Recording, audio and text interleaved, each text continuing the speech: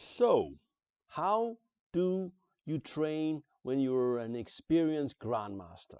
Can you improve or maybe just hold on to your level if you're an old guy like me? That's the topic of this video on GM Talks. We had a training camp with the national team of Denmark. I am the national coach, and we are going to play the European Championship um, in 1.5 months or so. So we had a training camp. So what do we do to to make training? Of course, it's easy to train if there's a lot of things you don't know. But as a grandmaster, you're supposed to know more or less everything. So how can you improve um, or just not get worse? That's a big question. And what the thing is with training, it's very difficult to do on sort of a high enough intensity. And that's also a problem they have in every sport, that it is only in competition that you're up on this level of intensity, so you're able to max out your energy, your resources. Uh, that's also why a lot of people don't improve in chess, is because they improve by playing, and when they cannot improve anymore by playing and they should train, they're not able to do it on a high enough level to sort of improve from there. So this is one of the things that is very difficult, and this is one of the things we try to do. So what do we do? Well, we do very difficult exercises like this one. It's white to move, and the big question is what to do here. It's a so-called strategic study, and you have to find a way to win with white. And the way we do it is I set up the positions, so I didn't have to do it. That was nice because it's a real brain crusher.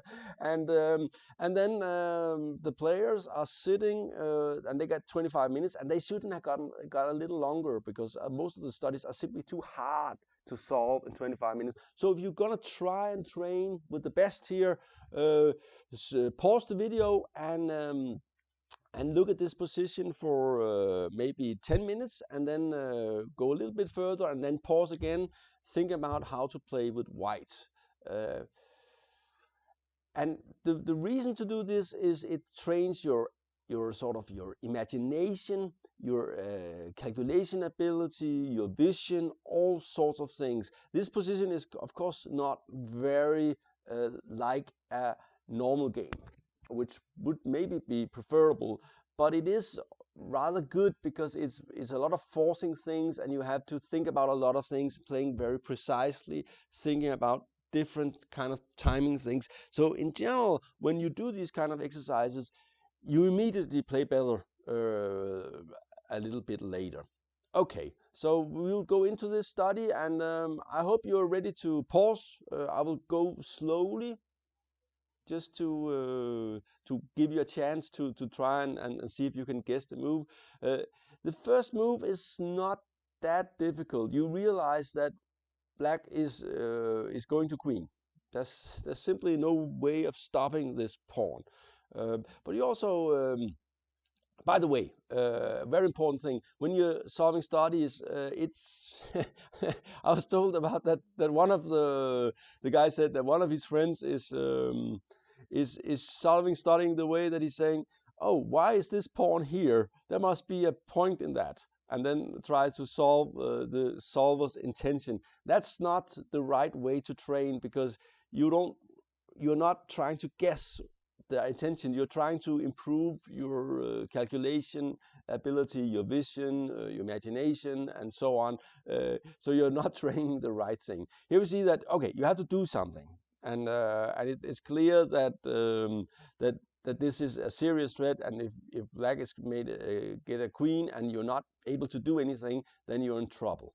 So the first move is rather easy. You take a queen. You have to take a queen. And of course black has to take it, otherwise he just loses. And here it's very important to play rook c2. If you play king bishop takes e6 first, black will get out with rook king c7 and win with h1. So the next move is also forced here and here. And this all makes a lot of sense. And of course the threat is very clear. There's a checkmate in one. Black's king cannot run away from the check or the bill, or what do you call it? And so you have to do something. There are no checks. You can take on d2, but that loses the queen. And then of course it's easily won for white. So the next move is also forced. I hope you can see that. Black is only able to do here and here. Now comes the big question. Should you take or should you move? The thing is that if you move to king f7, black has the surprising defense queen a8, and you're not getting any further with anything here. So that's a problem. So you have to take. And black of course gives a check. And here you have to think really hard. And if you make a big mistake here, if you're not alert, and this is one of the things you train with this kind of exercise, if you're not alert, you will you will lose your rook, because after, for instance, king here, there is this problem. Oops. And now you know this, so you'll be aware of it later on, because we are not even halfway there. By the way, there was two who got this exercise, and one of them actually solved it, which was rather cool that he was able to do that. And the other one was close. He made a slight mistake. The thing is, so you have to move the king, and it can only go to g6 and check. And of course, again, here, this is oops, I should not have played that as fast. King h7 is very important. The thing is, you have to find black's defense. And so I'm going to show you what's the problem with this move, which looks very natural. What's stopping me from mating here? And if you give a check, the king will take, so it's no longer stalemate. The thing is, you have to see this defense.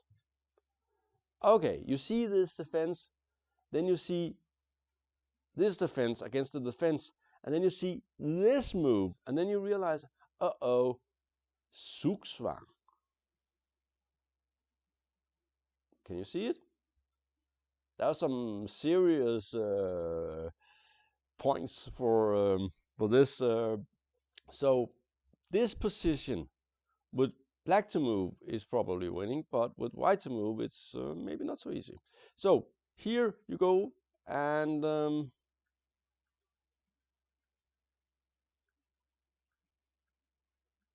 king d8. So you got this position with black to move. Is he finished? No, you can go back. And then you go here, attacking the pawn. Notice there's still a mate here, so white will check. And it's very important you go to d6. And now you can stand on d7 because the rook is on c4 here.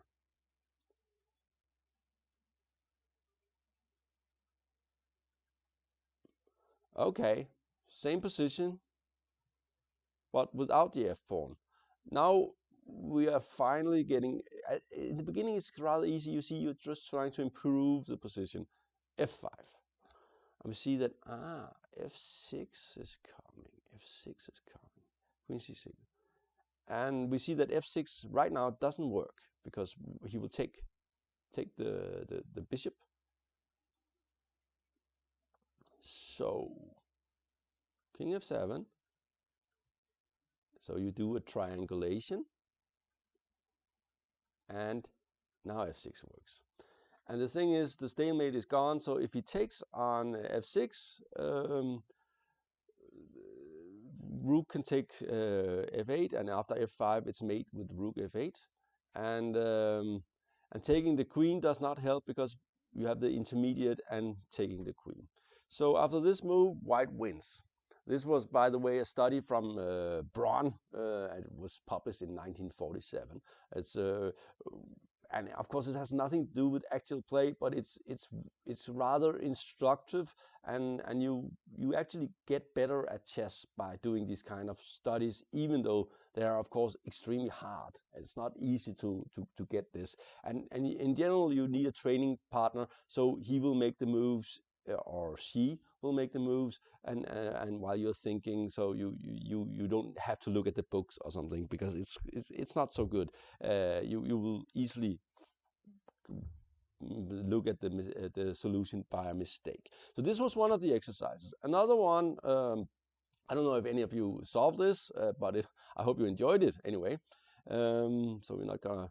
And here it's white to move, and just if you notice, the pawns are going this way. So white is threatening to make a queen on f8.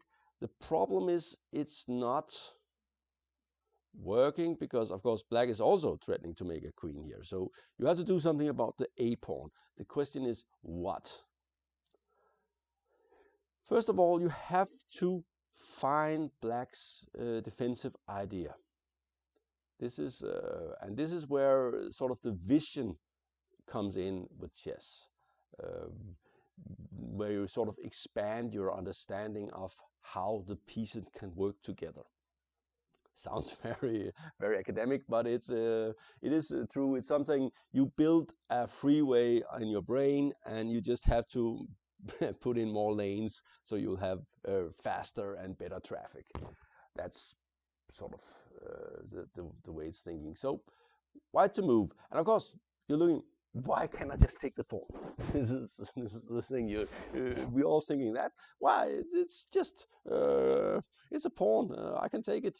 What's the problem? Then I'll queen next move, and the thing is, you have to realize why queen takes a2 is not winning. You know it's a study, so you're probably pretty sure it's not winning. The question is why, and it's a rather elegant point, and it's very hard to see, even though it's just two moves, and then it becomes clear what the point is. So I'm gonna show you what happens if king takes a2 first, so you will know. So king takes, and here black plays an amazing move. He plays f5. Okay, and then we realize that he's actually threatening to do a perpetual check.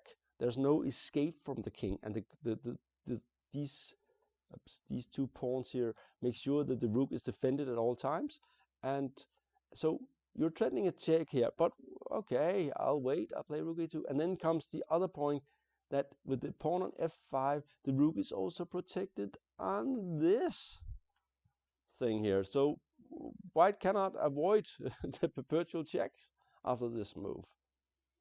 It's simply not possible. Okay, and rook e7, rook a5, and it's perpetual check. So that's why king takes a2 is not working. So we have to go back and play king b2. But why is that winning? Black takes a queen, king takes. And here the thing is, if you start checking like this, then you have this move.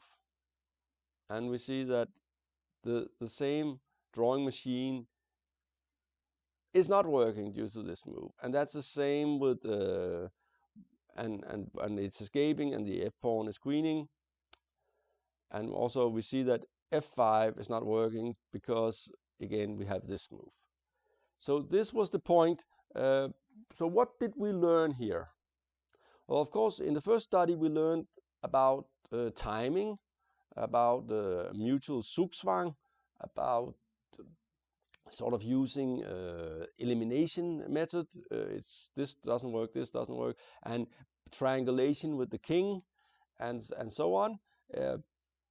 In this study, we saw that sometimes the rook and some pawns can create a drawing mechanism by creating a barrier that makes a perpetual check possible. And it can be done from one side, but it can also sometimes be done from the other side. And this can actually be helpful in a game, and it's nice to know these theme. The thing is, when you start studying this, you will put it in your head, and it will be there, and it will pop up when you're playing, and that's why you do these kind of studies. And of course, it's also good for your brain to be operating at high level, because after all, seeing everything from here is pretty hard. It's not easy for the brain. So this was GM training. Of course, we also did some. We discussed some openings. We looked at some games of different things. But I'm not going to get into that, because that's sort of a trading secret for the national team. We are, by the way, very excited to play in the upcoming European Championship in Slovenia. Nice place, by the way. So, and I will, of course, make some videos from there as well. This was GM Talks, and I hope this GM training, of course, well, one thing to say is, you're not supposed to be able to solve these things every time. Actually, just trying to solve them helps a lot. It's a little bit like meditating. Just trying to meditate actually helps a lot. Even though you're sitting there and your mind wanders all the time, just training yourself to go back with the mind is very helpful. And it's the same with chess calculation. Even though you're not able to calculate all the way, you should not see that as a failure. It just means that you did really serious, deliberate practice. You trained outside your comfort zone, doing exercises that was maybe too hard for you, or maybe just like they should be. This was GM Talks. Thank you for watching.